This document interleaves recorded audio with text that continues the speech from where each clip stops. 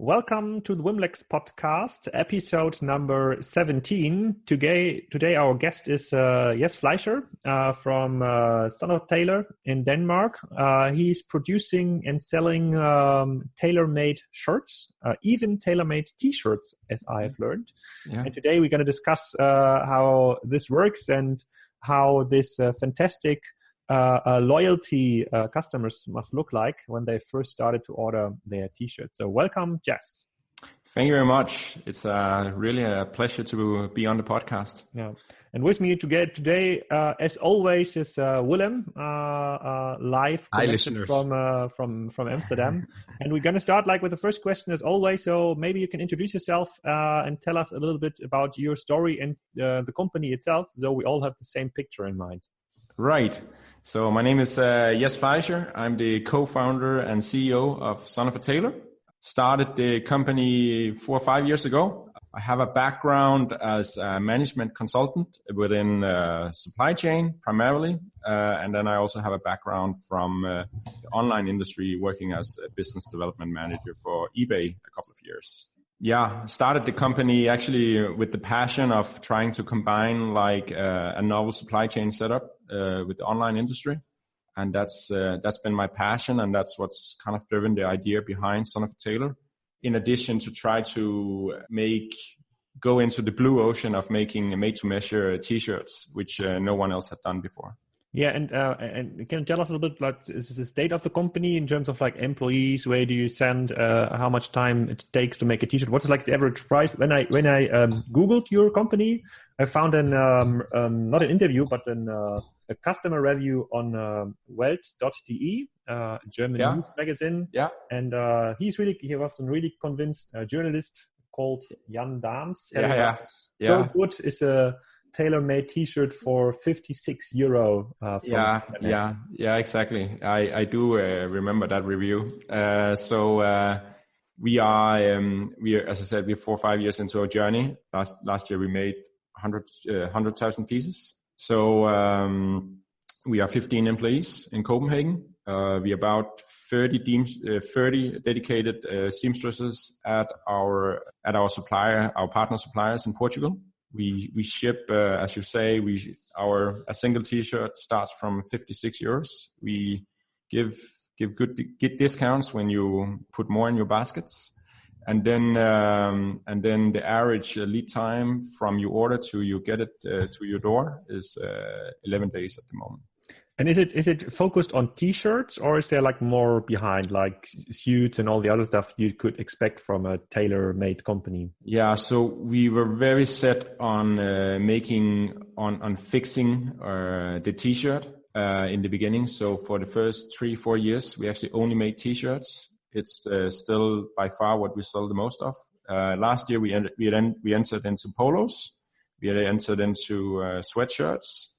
And this year, and also different fabrics and blends and so. And this year we're going into even more categories. So now we feel we know the t-shirt and we know the product good enough that we can go into new categories.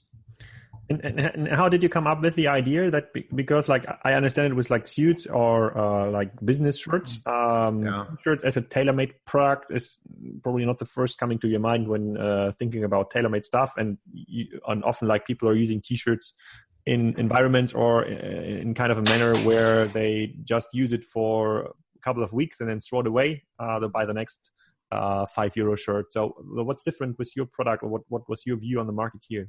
Yeah, so I also started buying made-to-measure online shirts, actually, when I was a consultant. And I think the product was just working great. It was better quality, it was to my measures, and it was at a cheaper and better quality than what I could buy a Hugo Boss shirt for.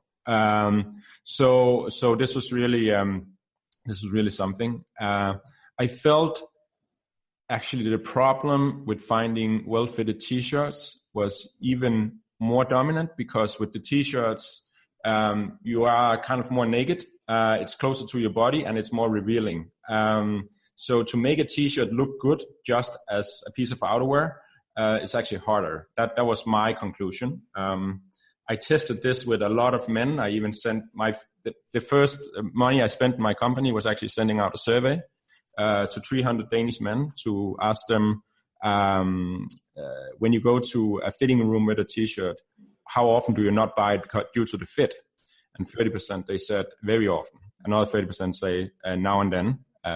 And then 30 to 40% said that's not a problem. And that was when I said, okay, this is 30% who says very often. That's enough market for me. Combined with the deep interest I have in how I could see the fashion supply chain had to change with e-commerce coming, that was really interesting to start looking into. Okay, and how many measures do you need to take for a fitted T-shirt? So when I'm ordering like tailored business shirts online, and I think there's like 15 measures, 15 KPIs I want to know to do like a proper fit. So how many measures do I need for T-shirt?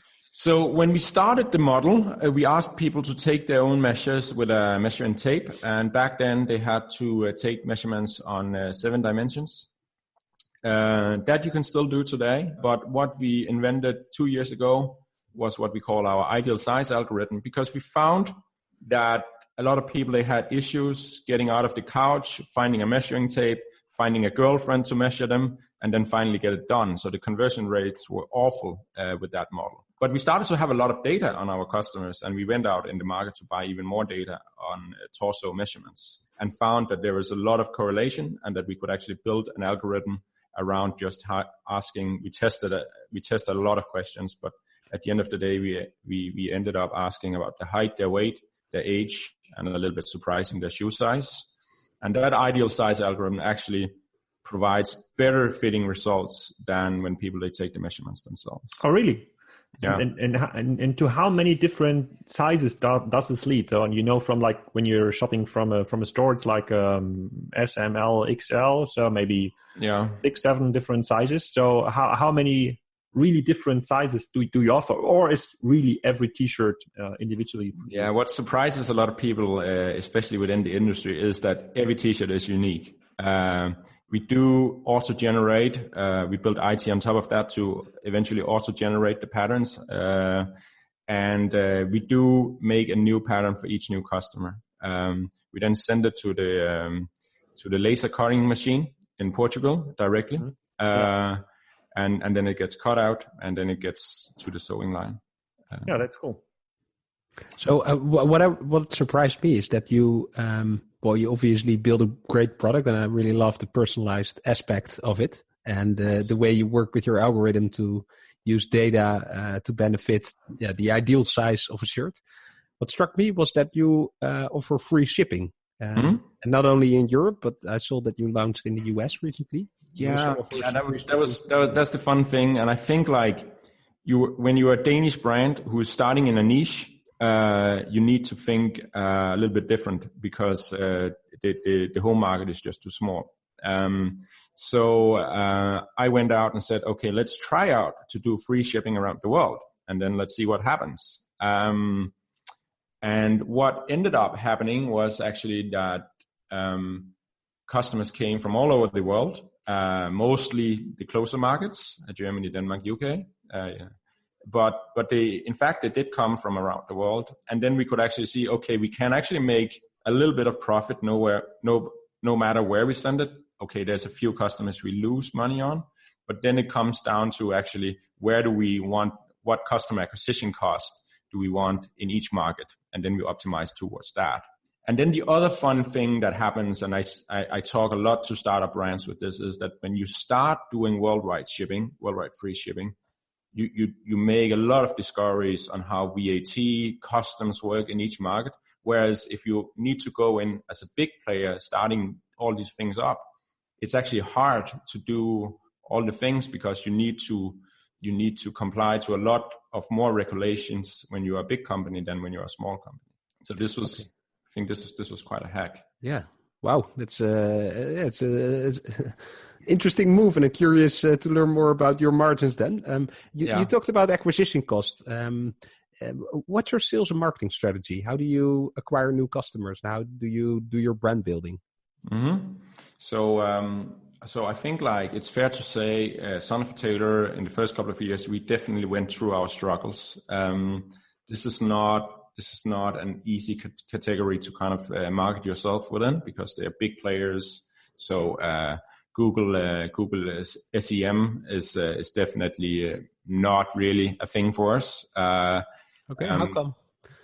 It's because, so I guess we can go two ways. We can try to, so tailor-made a custom fitted t-shirts. That's too small a search word to really drive sales. Then you have t-shirts, but the big players like Zalando and Asus and so, they are way better than we are in optimizing towards that. And they probably always will be. Then there are custom t-shirts. But the problem is that the companies like Spreadshirt, who's making photography on shirts and stuff like that, which they do at a much lower price and a much lower quality than we do. They are sitting on that search word market. So we are kind of like, we feel a little bit that we're bordered in by other companies. So it's hard to really do a lot of SEM. Maybe we're not the expert, but it's never really worked on our side. So we ended up focusing on different stuff. And then what has worked is we have worked a lot on PR, both on earned PR and on paid PR. That's really a good channel for us. And then social also indirect traffic, or do you see the brand building helping out on, for example, organic search results in Google? Yeah, both. So I think organic search, it helps on that, but more so in a direct traffic and the whole and everything it provides for the brand. Okay. And then there's social. Yeah, social definitely. It's our biggest spending channel. So Facebook, Instagram is working well for us. Like a lot of our other sister companies who's in fashion startup, I think it's an obvious challenge to go at when you're small, because you can direct your marketing spend so well towards a very niche market. I think nobody does that better than Facebook. Can you tell us a little bit more? I'm just trying to buy a shirt, and I've just learned that you have long sleeve t-shirts. That's pretty cool, because I'm always wearing t-shirts, and of course I like business shirts, but like I don't have like anything in between. Mm-hmm. So, and the long sleeve t-shirt seems to solve a lot of problems for me. Mm-hmm. Can you tell us a little bit more about your funnel logic? Though you said like you get most of the customers that like for a good price on organic level, SEO, PR, Instagram. So let's assume Womlex is also kind of a PR channel here. So if you're not getting a customer for free, how much do you have to pay for customer on SEM? So that would be very interesting to learn. And now I've just put and that's how, but now we can discuss real numbers. Just put a long sleeve t-shirt in the basket. 61 euros after discount, I think, and a short sleeve t-shirt which costs 49 euros.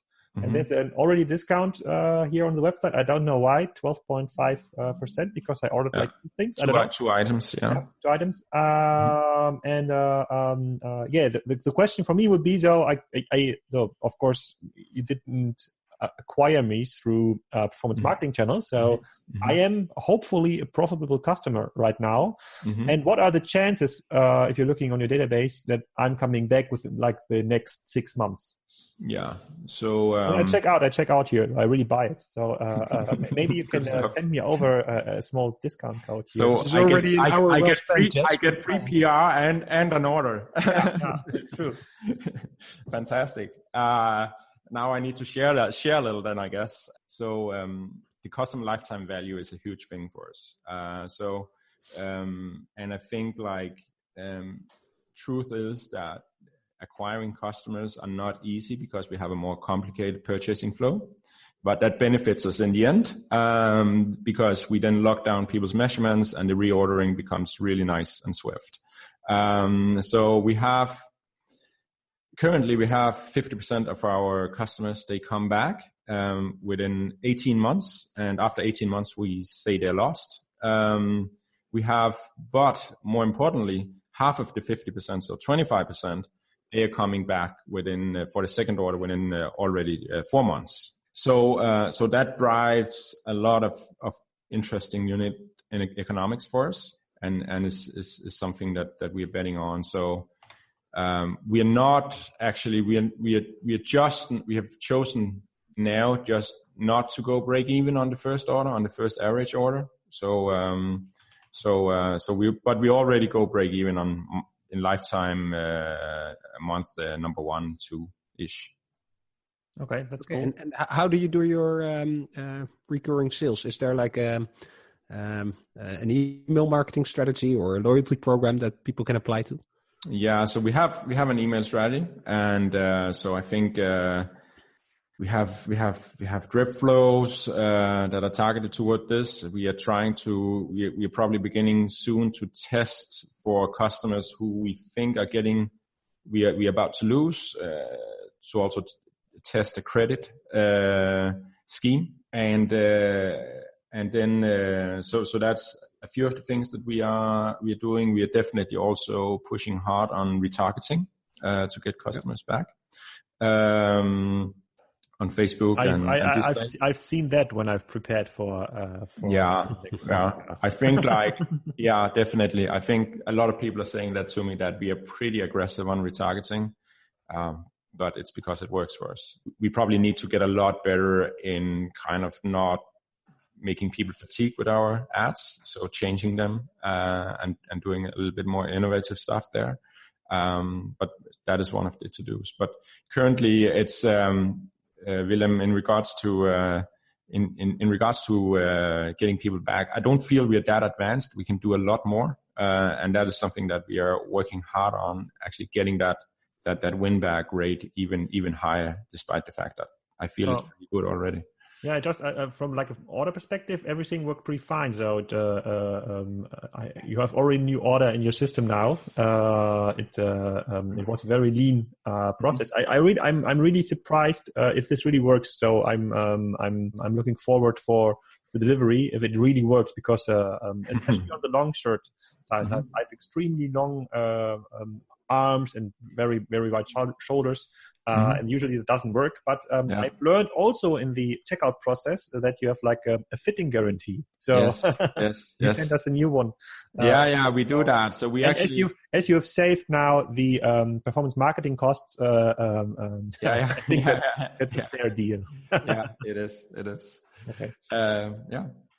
So a question from my side. I was talking to our managing director in Denmark, Lasse. And Lasse is actually a huge fan of Son Of A Tailor. He's a client as well. Good stuff. And what he told me, that there's quite a lot of traction in the Danish market from fashion startups. He mentioned companies like Shaping New Tomorrow and LabFresh, for example. Yeah.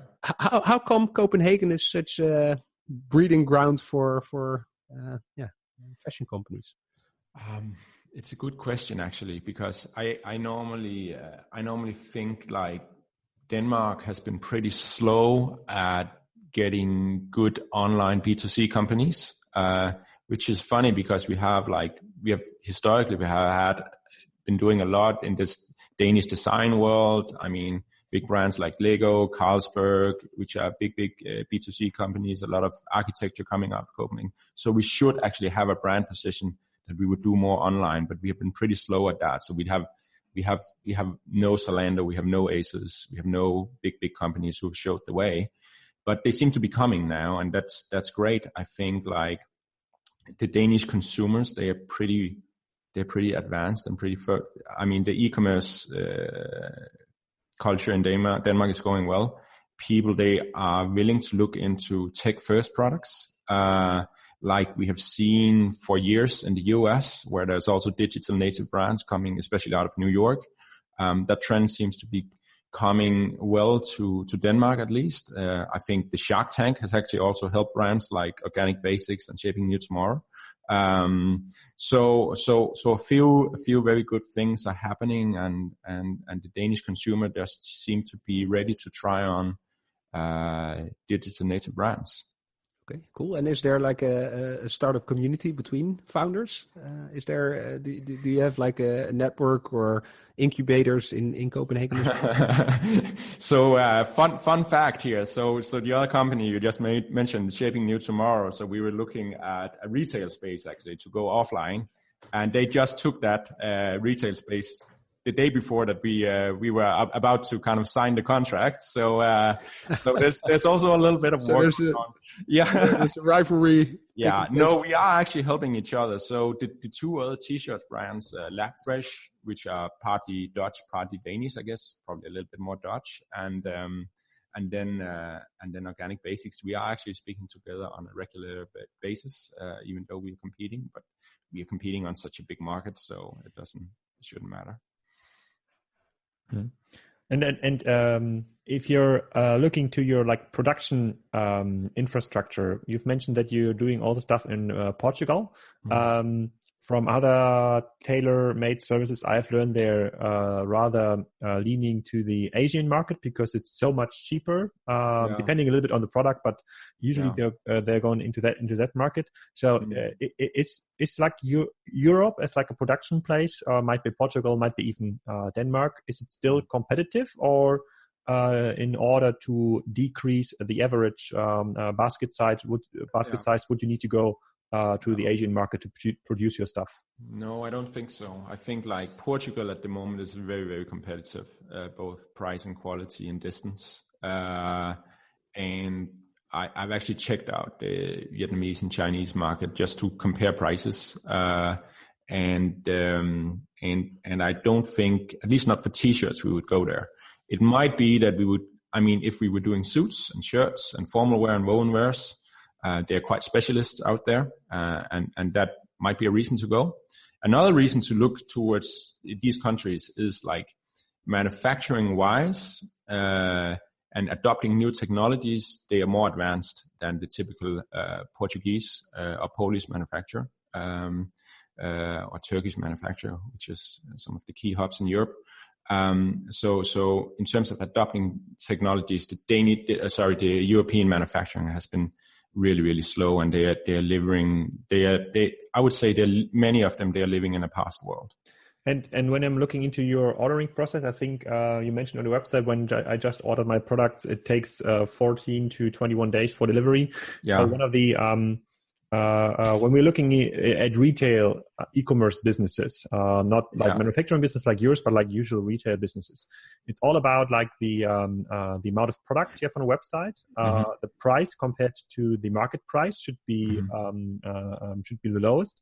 And what's very important these days is delivery time. So if the product is not here like tomorrow, I could even go in a brick and mortar store, so to say. So it's because you do like a make to order business, that's a little different in your case, but when I'm looking on your business, I would say, okay, if there's a chance to decrease delivery times to like a week or so, that probably would increase your conversion rate and will be very helpful to thrive the business. Have you looked at that? So I think two things. I think you're right and you're wrong. So first, why you're right, I think I definitely do agree that lowering production time and all this, that would definitely benefit us. And I also think the promise, we are soon to take it down to maximum 14 days because our average is actually and has been for a while 10 to 11 days.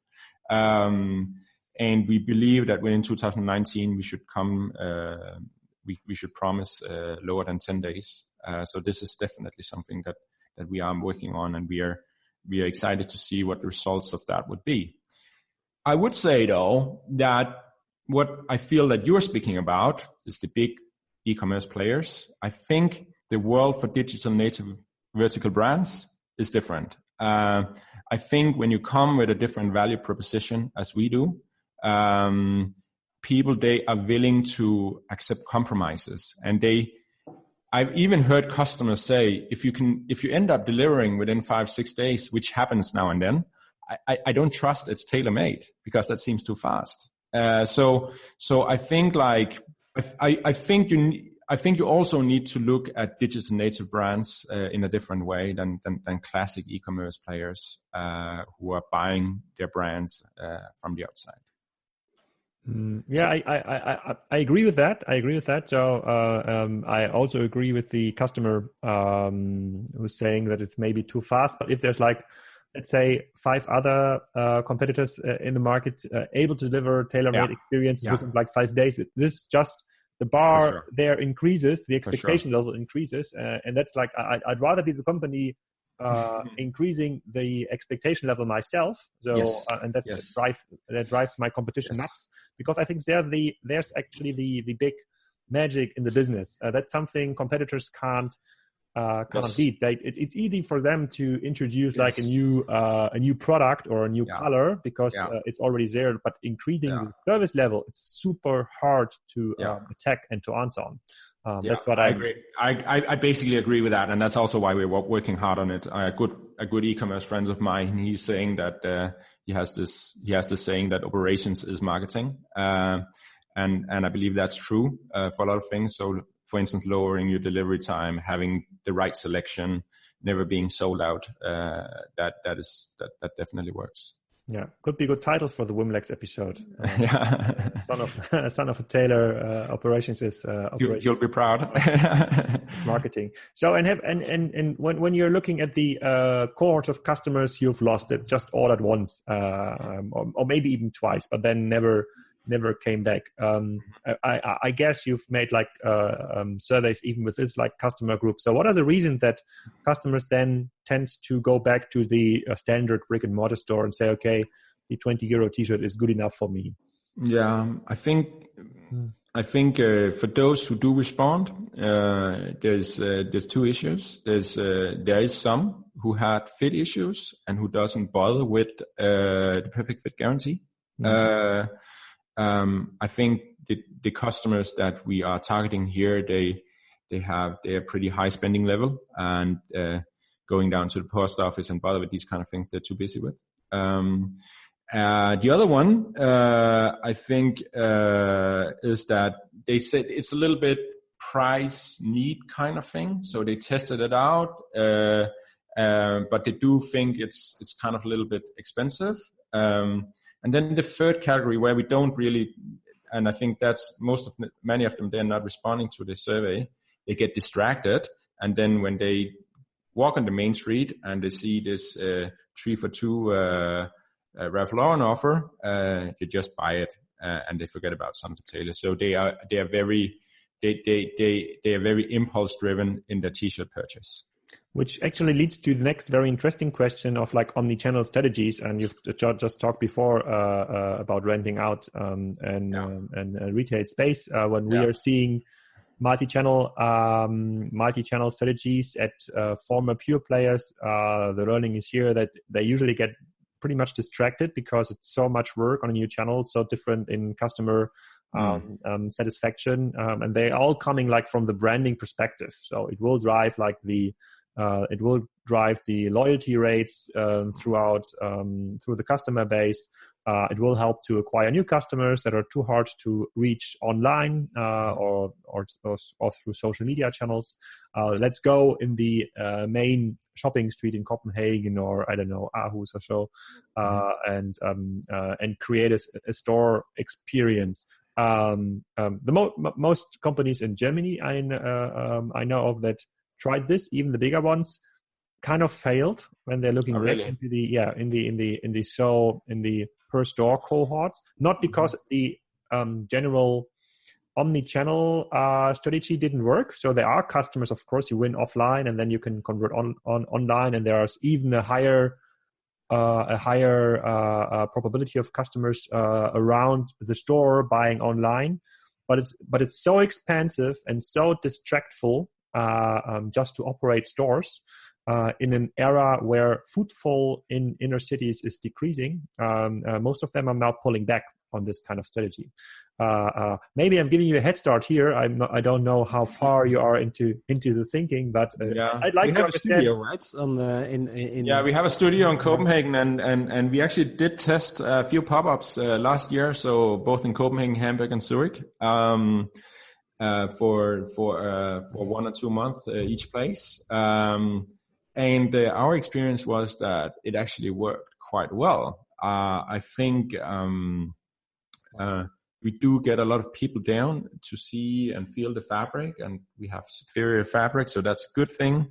And secondly, they also get down there to get measured, because they just trust that better, which is fine. Getting measured by a professional, that's also hard to beat.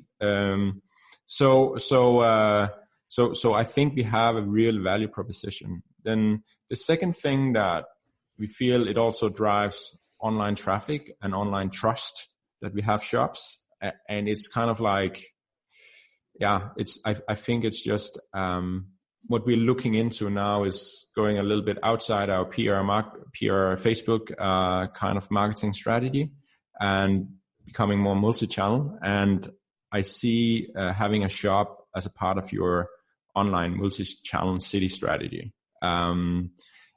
Also because what you can use it for, and what I think some of the players that you might mention, Alex, are not doing well enough, is using it for events. So attracting influencers. When we have been doing our events at the pop-ups, I mean, the turn up and the type of people that has turned up has been really, really cool.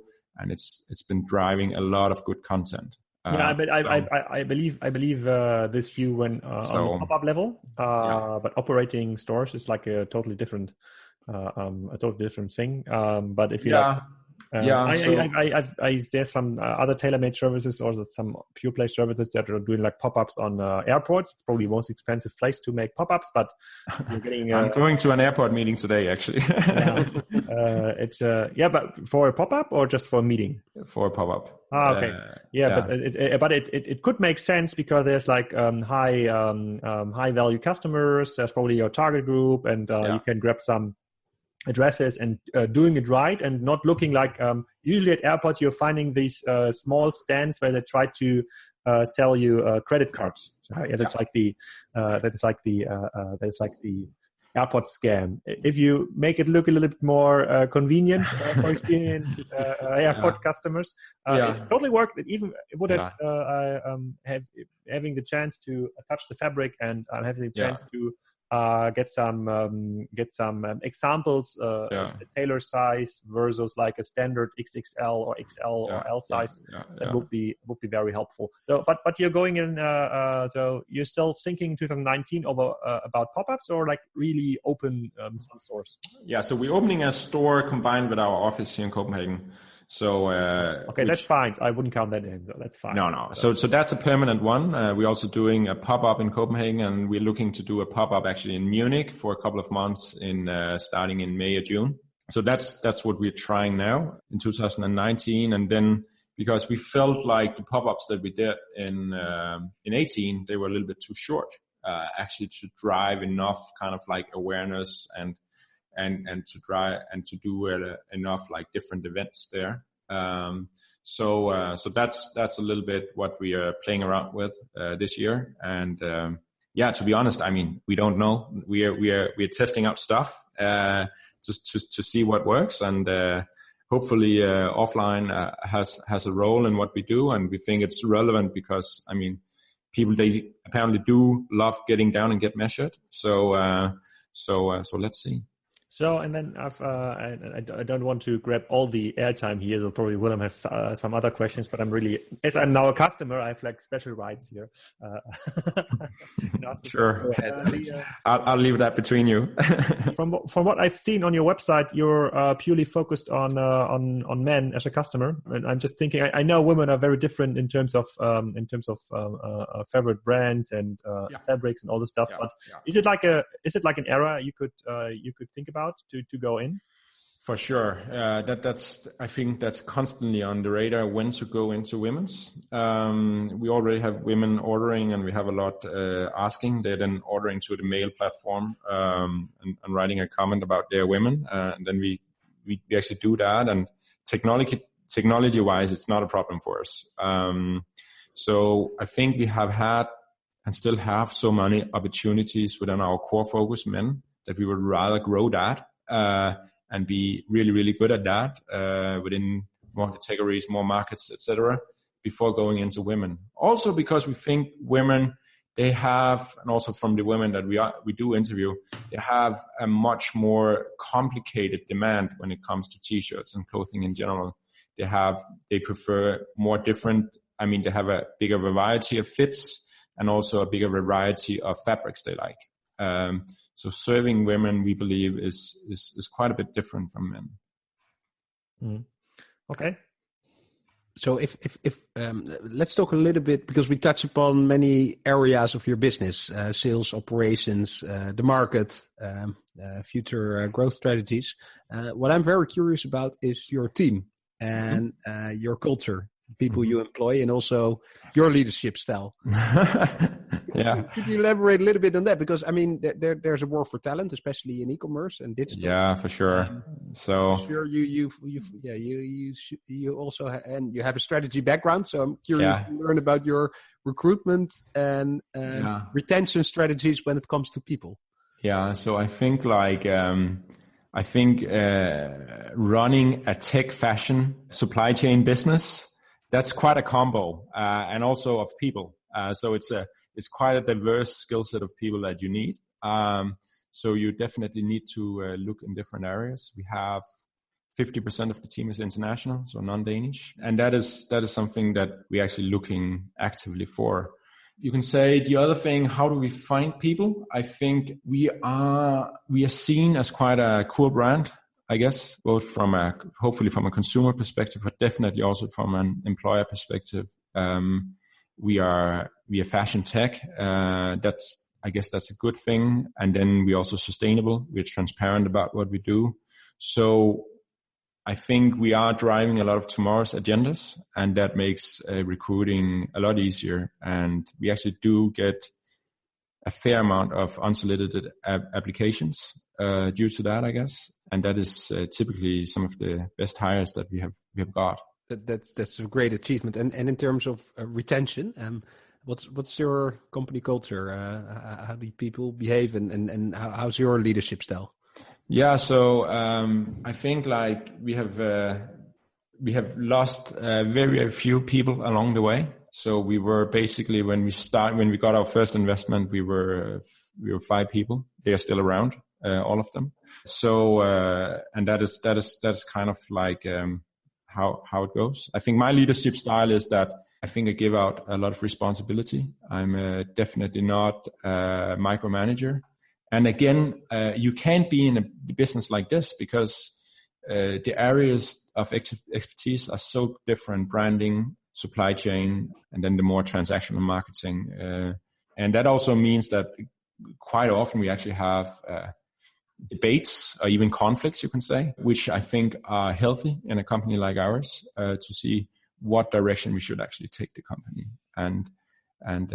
But we always seem to become friends afterwards. But I think that's at least a part of our company, that we do have quite open debates about what way to go. In terms of timing, we only have like a domestic flight length for podcasts limit here. And the domestic flight inside Denmark is only 20 minutes, but we just, let's say we flew to Amsterdam. So what is like the next big thing for you, like in 2019? What do you expect will happen in 2019 that really changes your business, or what you're looking forward, apart from pop-up experiences at the airport? Would be nice to learn about. Yeah, so a few things. So on the branding side, we are coming with a lot of new initiatives. So we are making our supply chain super transparent, down to what seamstress makes your t-shirt and when she makes it and on what machines, etc., etc. And we also cutting down even further down on our CO2 waste. We'll come with a pullover which we will brand as a zero waste pullover. That's of course a stretch because no pullover will be so, but it will be the least polluting pullover in the industry. On the marketing side, we are trying to broaden our marketing channels, as I said before, and I think that's a challenge. We are focusing on actually doing even more in Copenhagen, and probably our second city will be Munich. and then adding new products, I guess. So that's a few things. Yeah, very cool. So it's I'm an already convinced buyer. So if I I gotta be a very convinced customer also in 14 to 21 days from now. Yeah, and so. it's a really cool story. I really believe in that.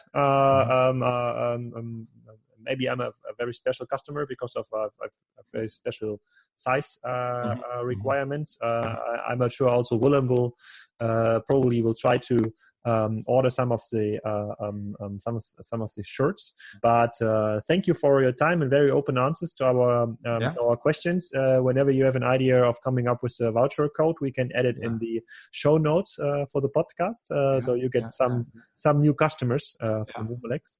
And thank you then, and good. And maybe I don't know if you just have 2 minutes or more. Yeah, we have, of course. I mean, you seem to be extremely smart guys, so maybe also a question back to you. How do you see this whole trend of digital native vertical brands? Do you see it as sustainable, and how big do you see it becoming? So there's different approaches from my point of view for vertical brands. There's fashion brands that really had been created through Instagram and through others that are kind of replaceable. They do have a very short hype cycle.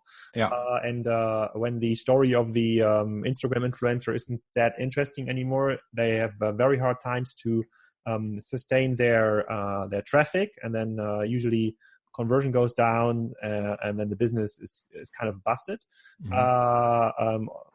Though maybe there are some exemptions. If you're part of the Kardashian family, that might be different. But your business, I don't look at it like a vertical commerce business. So I see there's you really solved a problem for a very specific product. If you're able to retain your customers, so I don't know, good email marketing, WhatsApp marketing, whatever, local events. You will be able to nurture those customers even more than just selling fit t-shirts. Maybe it's turning into a personal shopping service for some of our customers. So that's going to be different cohorts.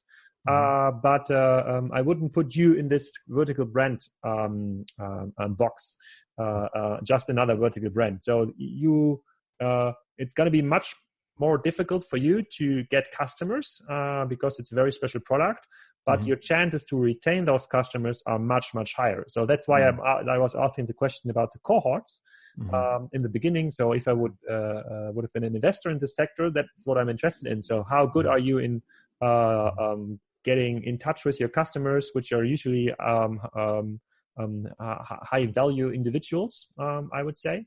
How good are you in expanding your service over just producing and delivering a t-shirt? So what are your plans there? There's dozens of chances, and it's a much better, and you have much more chances than a brick and mortar tailor, for example, selling stuff to his customers, because you can add a lot of special services. I wouldn't say it's you're on a winning streak for the next 10 years with the same business model. How maybe broadening a little bit up, how do you see the horizons or way travels chances of beating Samsonite and Delsey and these kind of brands? Yeah, though that's a different product. Same here. They don't have the buying frequency in their industry like you're having, for example. But it's a very, very main difference if you're selling products that are only bought once every 10 years, like the mattress business. That's why all the mattress brands failed, and there will be only one or two left. So you're only buying it once. And then you have to add stupid products, I don't know, like cushions, for example, or mattresses for dogs, something really nobody wants.